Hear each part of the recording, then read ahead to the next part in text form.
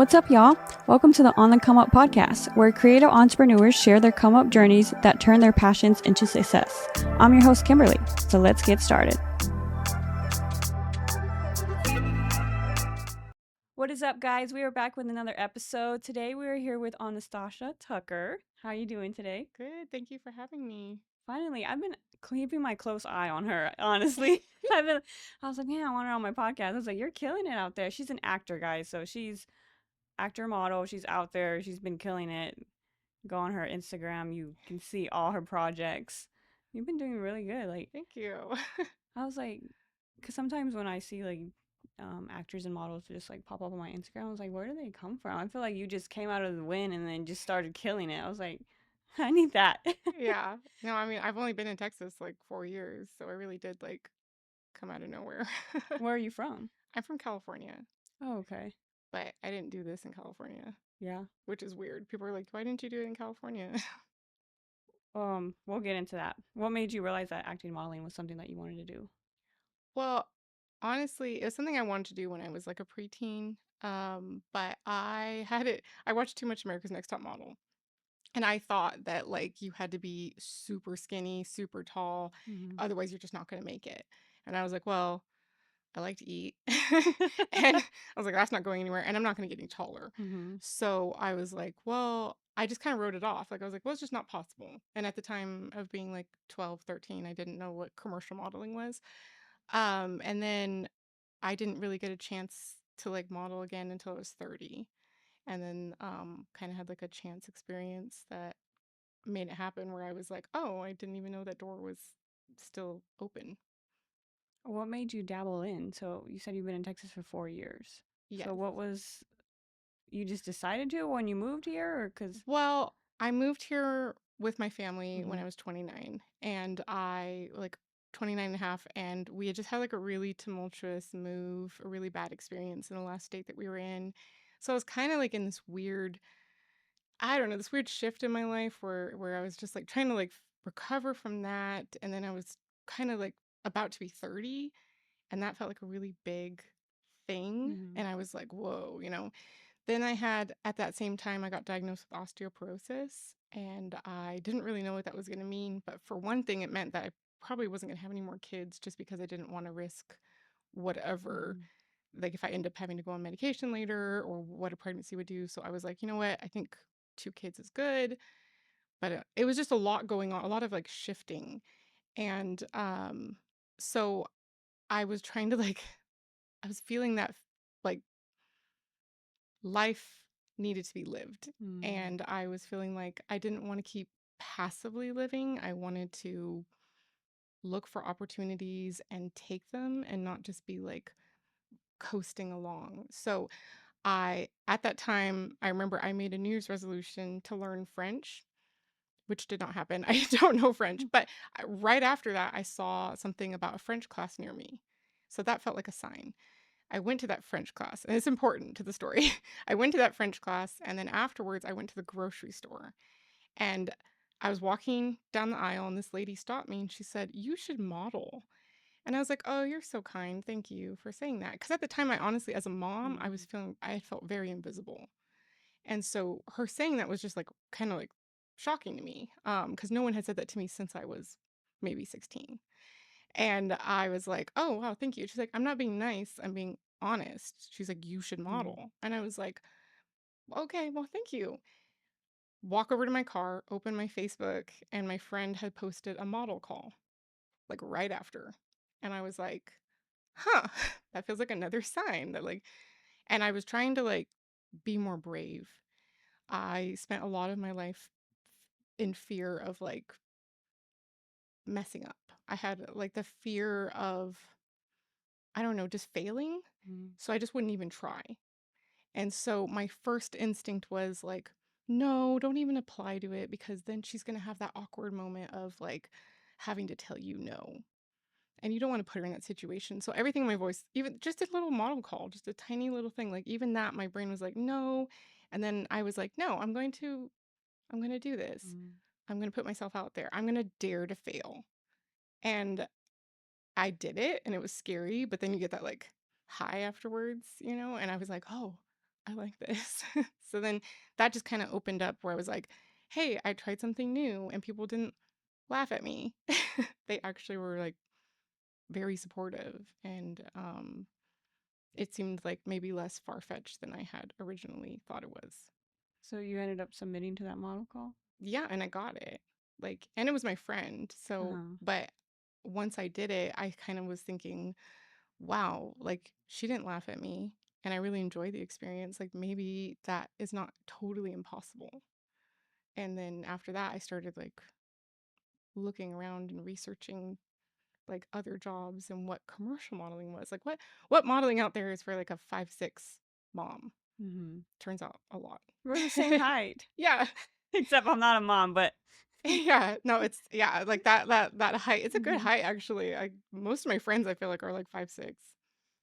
So that was your first initial modeling gig.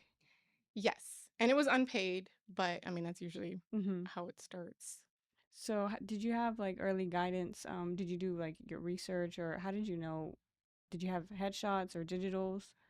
It wasn't a while till I had headshots. I just took like I had my husband take some pictures of me, and was like submitted those. Mm-hmm. I started out researching kind of online, just like casting websites. Actually, one of my first jobs that I got was it was through Backstage, but I didn't have a Backstage account, like a paid account, so I couldn't apply. So I don't recommend this at all. But I messaged the guy. I found him and I messaged him because I didn't have, and I also didn't have like the bravery to be like, I should pay for this. Like, Mm-hmm. I still felt weird. I messaged him and I was like, hey, I saw this job posting on Backstage. So I started out with those really small little jobs where you could actually, I don't think that you should do that because if you apply to most big jobs and you try to contact the person directly, you're going to get in trouble. But in this case, it was a smaller job and I was able to get it. And but most of it, yeah, I did a lot of like researching on Instagram. I went on the casting websites and, talked to people and try to make connections. I slowly built like a network. So I just saw recently that you got signed by Yeah, CLUD, so congratulations to that. thank you. But I did notice that you were obviously booking, like you were finding your own jobs. How did you manage to do like all that? Did you end up paying for Backstage? Did you end up paying for like the other ones? Yes, eventually I did. Because you can't message Mm-hmm. people directly. That just is unprofessional. It just happened to work out that the guy who posted that was really nice and he didn't get mad at me. But eventually, I think like at first when I was doing these researching these sites, I just felt like paying for it was admitting that I was trying, that I was thinking I could do it. And I still had a lot of imposter syndrome. I still didn't believe that anybody would really pay me to do this. I had like, people don't always think about like models and actors having low self esteem, but I actually had incredibly low self esteem. I did not believe, I really kept waiting for someone to like laugh at me. So at first, I didn't want to pay for these sites because it's like that would be admitting that I was really into it, that I really thought I had a chance. But then eventually, as you get booked more and more, you're like, I have to. So I have up to this point, I've booked everything myself. So I've used my casting file, Backstage, Casting Networks, Actors Access, casting.com, now Hey Joe, like all of the sites. And the thing is that I think people think that once you get signed, you just like can just sit back and Mm-hmm. be like, well, I'm done now. They're going to do all the work, but that's just not how that's not how it works. If you want to be successful, you have to go for it. You have to like put the work in. I check those sites. People will be like, "Oh yeah, I have the sites too." And I'm like, "Are you checking them multiple times a day?"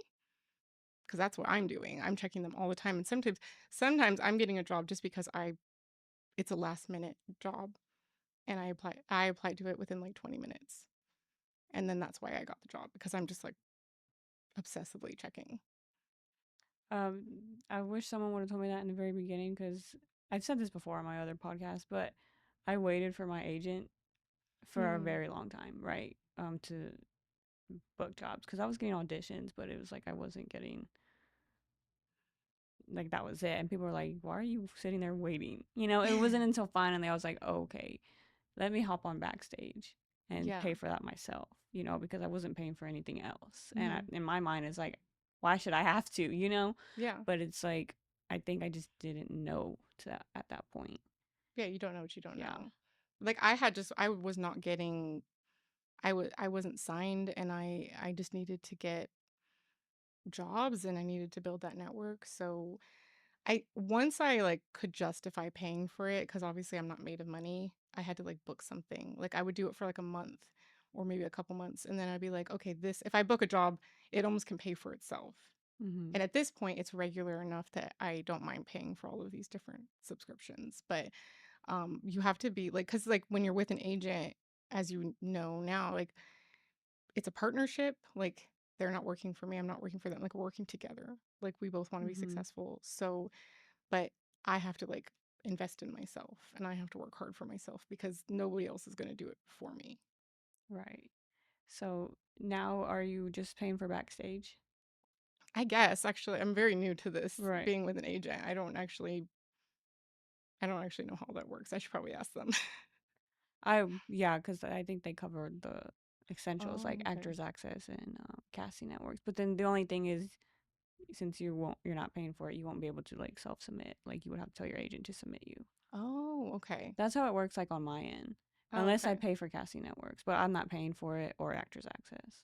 Oh, well, maybe that's different. Maybe because I do so like self submit for other, especially because sometimes I submit for things that are out of the state. Mm, Like, okay. like I used to live in California, so if I go to California, I try to like apply for jobs there if I see them pop up Oh, okay. I see. Yeah. because I know I have so many family members out there Hmm. that I can like kind of stay with them, and that would cover some of the cost. So are you doing the modeling acting full time? As much as I can. I mean, it kind of varies. There will be weeks where, like you have like a dry week Hmm. and you don't get booked for like a week or two, and you're like, what am I doing? Like, like Yeah. why am I doing this? And then you have another week and you're booked like 5 days, and you're like, all right, cool. Like, so when I'm not doing this, I will work events. So I do like I help with like photographers and like handing out stuff at parties, whatever. I work for an event company for that. And when I'm not doing all of that, I'm a mom. So I'm picking up the kids from school, making dinners, taking them to their extracurricular activities, trying to keep my house Yeah. clean. That's kind of on the back burner. How do you think you've grown since you first started acting and modeling? I mean, I feel like I've just grown more sure of myself, and I'm more willing to take risks now and make a fool of myself. Hmm. And I think that I don't know. I feel like that's something I've struggled with a lot of my life.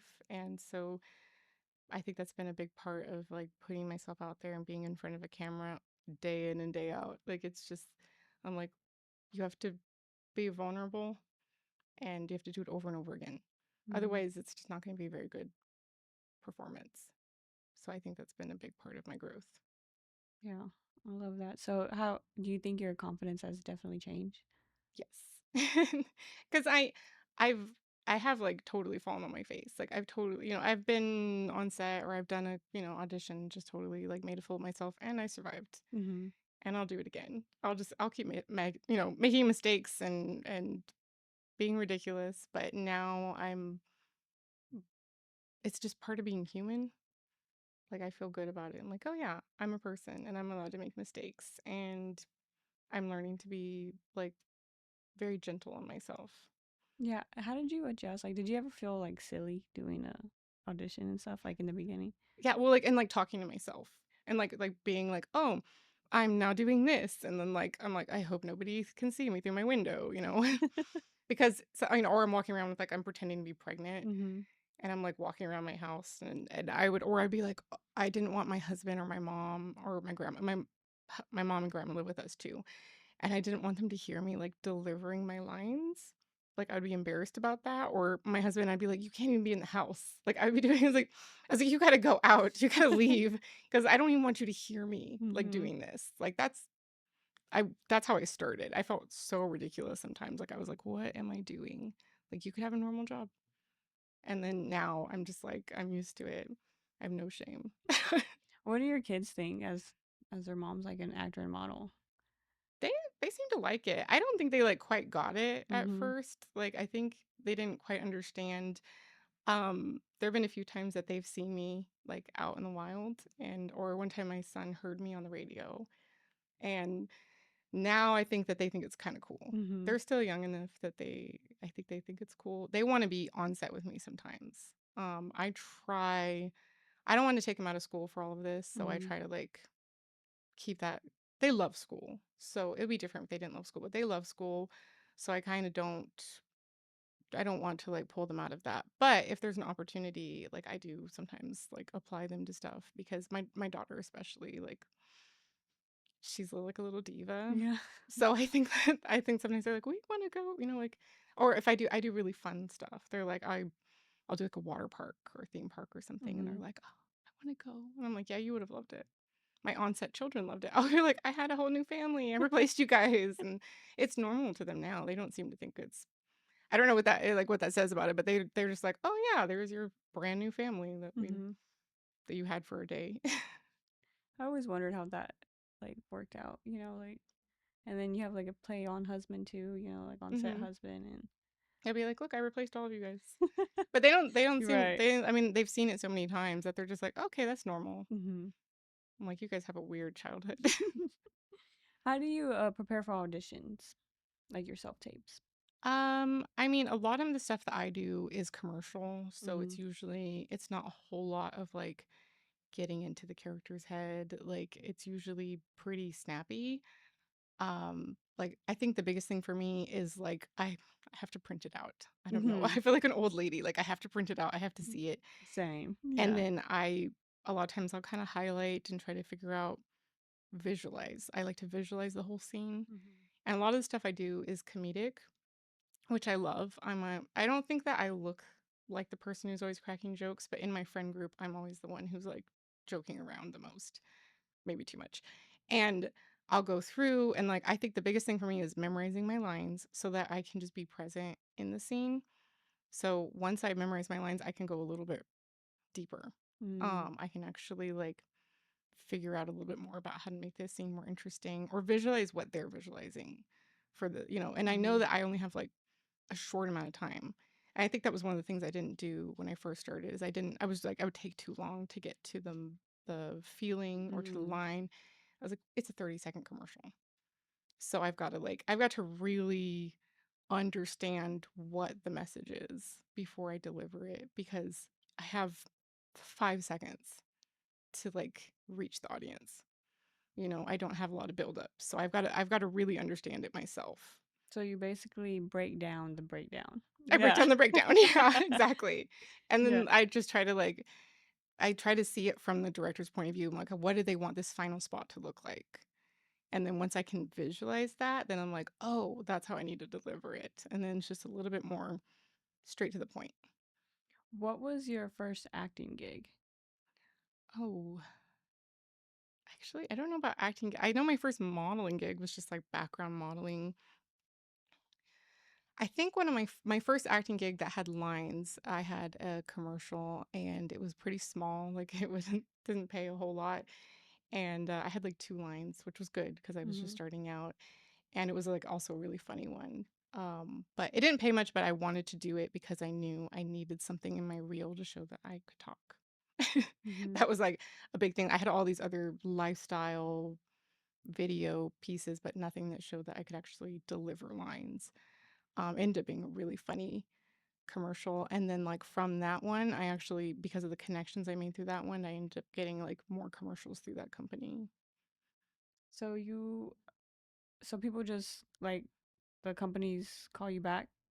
Yeah, Is that how you've been like working with the same kind of companies? sometimes. Yeah. I mean, I do get new people like Mhm. but a lot of times I use Instagram and that type of stuff as like my networking. So sometimes I'm getting jobs because I have added everyone I can think of in the industry.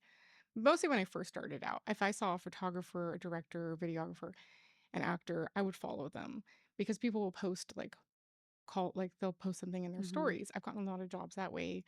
But yeah, it's been through like repeat people, which means the most to me Mhm. because people are so nice in industry for me, like in my experience, like, people have been so nice. And at the end of a shoot, they'll be like, "Great job. Thank you." But you might not ever book with them again. They're just being nice. Um, so like there have been jobs where they book me repeatedly and they keep calling me and keep saying like, "Hey, we want you for this. Hey, we want you for that." And to me that speaks way way more authentically. Like they're like, "Wow, Mhm. they really think I'm doing a good job because they're actually hiring me over and over again." So that's been like repeat or people maybe they don't contact me directly, but when my name pops up when I'm in the submission, they're like, "Oh yeah, she shows up on time. She's respectful. She's easy to get along with. She takes direction well." So I think I think relationships and that connection is a huge part of doing well in this Mhm. industry. How do you other than that, how are you putting yourself out there? I guess I mean like with the agency, like Mhm. I've been wanting to be with this particular agency for a Mhm. long time. So I'm excited. We really just started though, so obviously I can't speak on like what it's like to be represented, but now I have my name out there in a different way. Like now I have my name out there with like the backing of like a really good agency. So we're like kind of speaking for each other. Our reputations are working together now. Mhm. So I have that is new and I'm kind of excited to see how that pans out. But otherwise I really am just applying to jobs You're like 24/7, nonstop. like Mhm. constantly. It's actually I have to like sometimes be like I gotta stop, you know, like the jobs will be there, you know, like Mhm. but if it's you know different times throughout the day, if I have some downtime, I'm not necessarily you know like you instinctively open and you like get on Instagram, which I might do, but then I instinctively go through all of my casting sites and then I apply to things and then I try to like keep updated on my Instagram. I think like it probably looks like I'm even busier than I am sometimes because I try to keep it active. Mhm. So, because people see that, you know, that's like your reflection. It's your portfolio. So when people see it, I want them to see like this is my personality shining through. I want to work. I am relevant. And then I think that that's been helping in the whole process. What has been your favorite like gig so far? Oh, my favorite gig.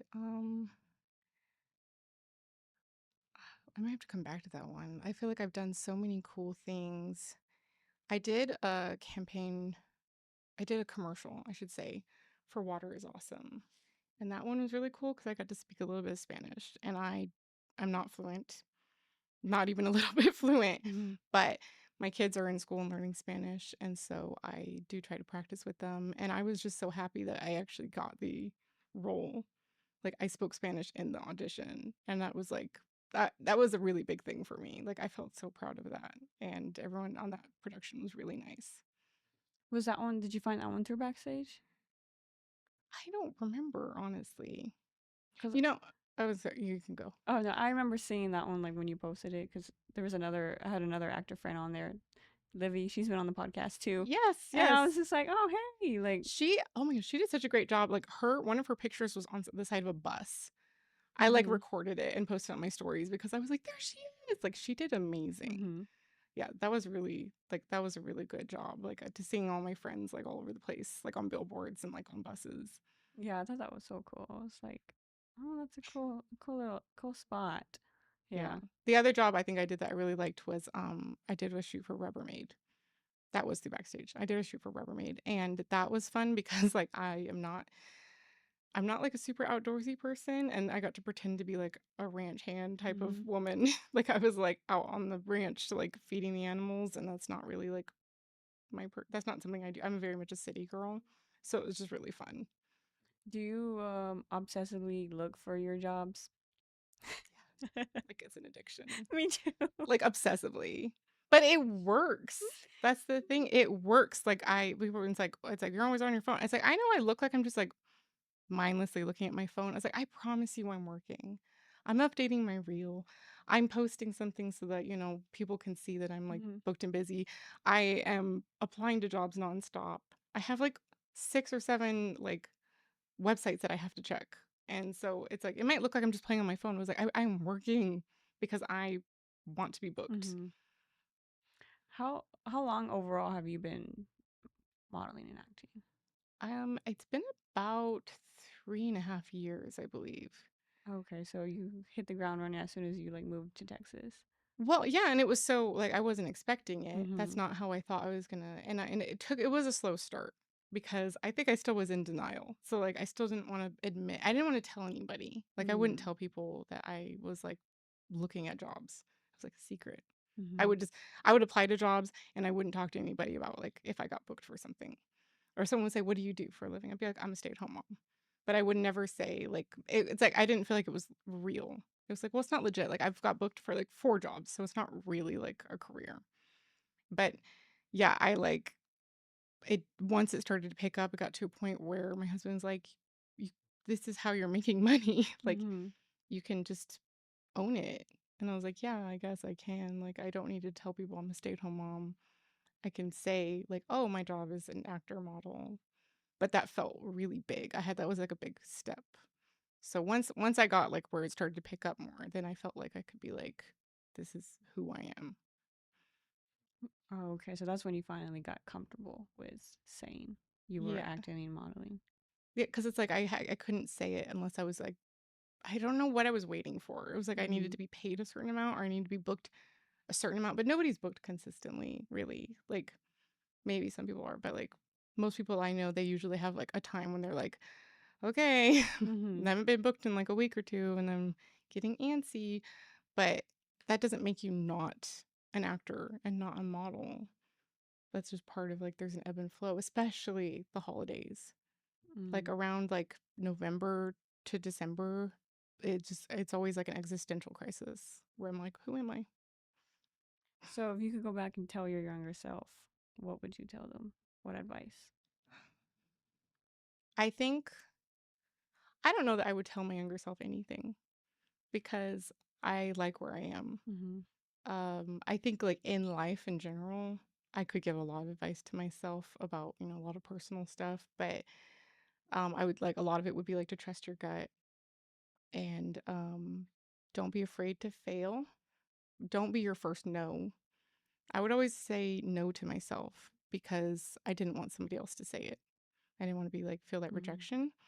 So I don't, but I can't say all of that I would, like I regret anything because I like where I'm at now. I Mhm. think like I could have started modeling and acting earlier in life, but who knows where that would have taken me. Like now I do it and I'm very sure of who I am. Whereas maybe it would have been a very different story had I started at 20. But starting at 30, I was already like my own person. So I'm really thankful for where I'm at now. Yeah, that always intrigues me because when I feel like I started late, like I started when I was 26, and when I started like doing modeling school, like everybody was way younger than me, Hmm. and so I always felt like the late bloomer, you know. And Yeah, then I was just like, and a lot of my guests are like younger than me, but everybody thinks I'm still in my mid 20s. But so it's just like it's hard to relate. But when I saw you post, like you posted some certain reel, and it was just like starting modeling in your 30s, and I was just like I love that you embraced it, hmm, because personally like I was so shy telling people, oh, I'm at modeling school, I'm 26, even to this day, like I don't like sharing my age on like social media because I feel ashamed because like everyone's so much younger, right. and then so that's why I really wanted to bring you on, especially because I love that you embrace like being in your 30s and doing what you wanted to do, because like Yeah. I feel like I can like relate in that way. Yeah, and it always feels like you're starting late, but it's like starting at 30, like you could start at 40, you could start Mhm. at 50. I mean, I've met people who were in their 40s or 50s and they're like, "Well, I'm too old to start now." And I'm like, "We need every age. Mhm. Like there's not how boring it would be to look on TV and see a bunch of 25-year-olds. Mhm. Like that's not that's not representative of everybody, especially in commercial acting. Um so I always encourage people to start at any age. There's so much and I actually I don't maybe it's be like my friendly face. I don't know. I've had a lot of people come up to me and ask for advice or come up to me and say like, "Hey, like maybe I saw that you started this when you turned 30. Maybe I could start. And Mhm. then I'm like, yeah, like you should start. You should do it. Like there's no you can be 60, 70, 80. I mean, there's a place for you. It's just going to look different. Like I'm not going for the role of a 21-year-old. Mhm. I'm not trying to pretend like thank goodness I'm happy to be 30s are really fun. They're way better than 20s personally. Mhm. Like in my experience, like you just don't care. Yeah. And I've heard it gets better when you're in your 40s. Like you just don't. You're like, oh, you don't like me? Okay, well, I can't be everyone. Like there's always gonna Mhm. be. You could be like the most delicious chocolate cake, and there's gonna be someone out there who doesn't like cake. Like Mhm. I can't be that for everybody. I can't be something delicious for everybody. So Right. I'm just happy with who I am, and I think that's the beauty of starting it later in life is Mhm. that you're just like, well, here I am. Yeah, I love that because it's like I don't know. I shied away from it for a while, but I mean, it is what it is at this point, you know. So Yeah, yeah. no, I feel that for Mhm. sure. What advice would you give to someone who wants to start acting? Um, I guess it depends like on where you're at in life. I think one of the, you know, you should try to like gain as much knowledge as Mhm. possible. When I started, I didn't know anything. I hadn't taken any classes. I hadn't even taken theater. I think I did like a short little thing in high school that was like it was like a creative class, but it wasn't even like a real theater class. So, if you don't have that experience, you just research. There's so many tools online, but also if you do get on set, like you can find someone who wants to be a mentor. Like, 'cause not Mhm. everybody is in the mood to talk and tell you everything, but there is somebody on set. In my experience, there is always at least one person who wants to tell you the ins and outs of the industry. Every time I've been on set, I don't do it as much now, but pretty much every time I'd be on set when the first year or two of starting, I would find the chattiest person, and I would be like, "Who's been doing it?" And I'd be like, "Tell me everything." They tell you Mhm. everything. There's always someone who wants to tell you everything. People love to feel useful. So if you have like an open mind and you're like willing to like soak it up like a sponge, you're gonna get so much. So every time I would book a job, I would come out of it with so much more knowledge Mhm. and so much more experience. And then and then I would start hearing the same things over and over again. So I could almost verify that it's true that it works. Because I'd be like, oh, they said it and they said it and they said it. So that's probably how it's supposed to go. Mhm. So definitely like seek out that information. I think networking is really important. DFW is a pretty small area. Like I've worked every time I'm on set, I'm surprised if I don't know somebody at this point, like behind the camera, in front of the camera. So reputation is important. It's important to talk to people, to network. I use Instagram for networking. And then I think like be patient and don't be afraid to look stupid. Don't be afraid to fail.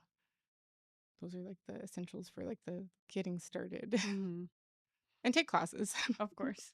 Yeah. Are you taking any acting classes right now currently? Not currently, no. So definitely like that's on my list of things. I've taken some like workshops. Mhm. But like with kids, it's kind of been a little tricky to balance everything. But I think it's different also. Like I do want to take acting classes, but I most of my acting is like commercial acting. So I've taken commercial acting workshops. So it's a Mhm. little bit more like um a little bit more specific. But I think like improv would be beneficial for anybody. Yeah. That's what I've heard too. People are like, "Oh, you should take some improv classes." Yeah. Which I mean, I honestly treat like I do a lot of self tapes. I kind of treat those also as Mhm. my like I don't know like my little workout because every time I'm doing it, it's like okay, who am I today? You know, Yeah. like what am I doing? What's my situation today? So I don't always like doing self tapes, but I treat them now as like this is teaching me Mhm. and it's good practice. Yeah, I love that. So we're gonna play a little this or that. Okay, Modeling or acting? modeling. Modeling. Script or improv? Improv. What were we just talking about? Early call times or nighttime shoots?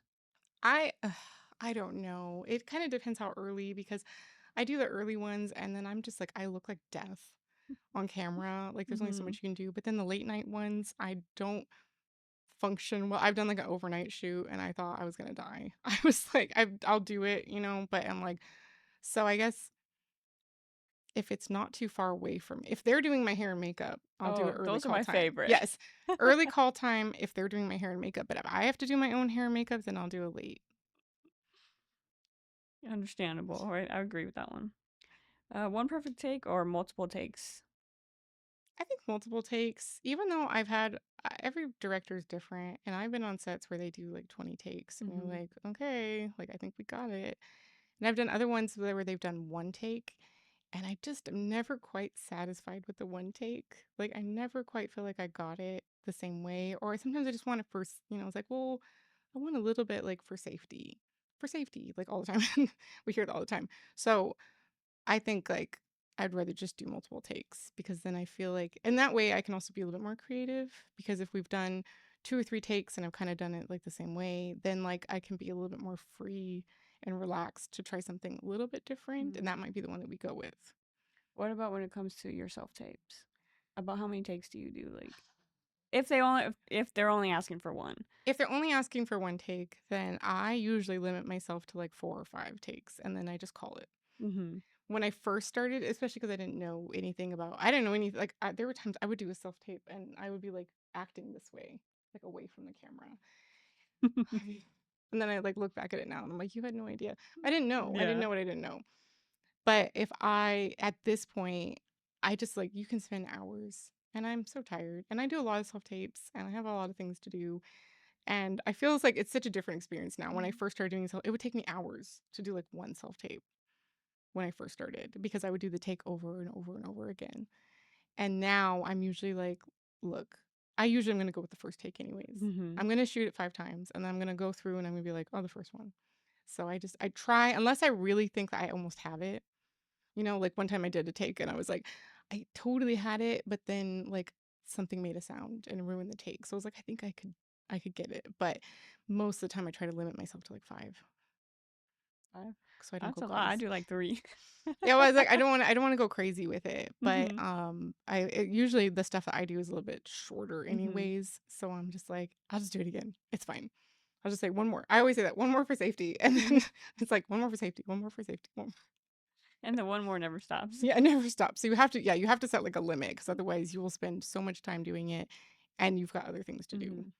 There will be other self tapes, like there's so many, and then you have to that's also been like when I first started, I would kind of like obsess over each one. Like, this is gonna be it. This is gonna be my Mm-hmm. break. And now I'm just like, someone will be like, well, how was your self tape? I'm like, what self tape? I don't know what you're talking about. It's like, because you do it so much Yeah. that you learn, like, once you submit it, you just, poof, it's gone. Yeah.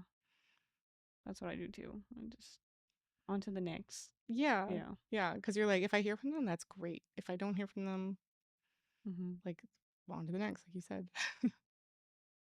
Yep. Well, thank you so much for coming on and sharing your journey. I really appreciate it. You've been killing it, and Thank hopefully you. we get to work on set soon. Yes. Yeah. I mean, I feel like the likelihood at this point, it's Right. like I keep seeing people, even on the other people that you have interviewed. I feel like I'm like I worked with her, worked with him, worked with. Yeah. Let everybody know where they can find you. So you can find me on Instagram. It's Anastasia Tucker, but it's Anastasia Tucker, and there's a dot in between the E and R. So you're just gonna have to see that I'm tagged because it's a really long name. And thank you so much. YouTube fam, don't forget to subscribe, like, and we will see you guys in 2 weeks.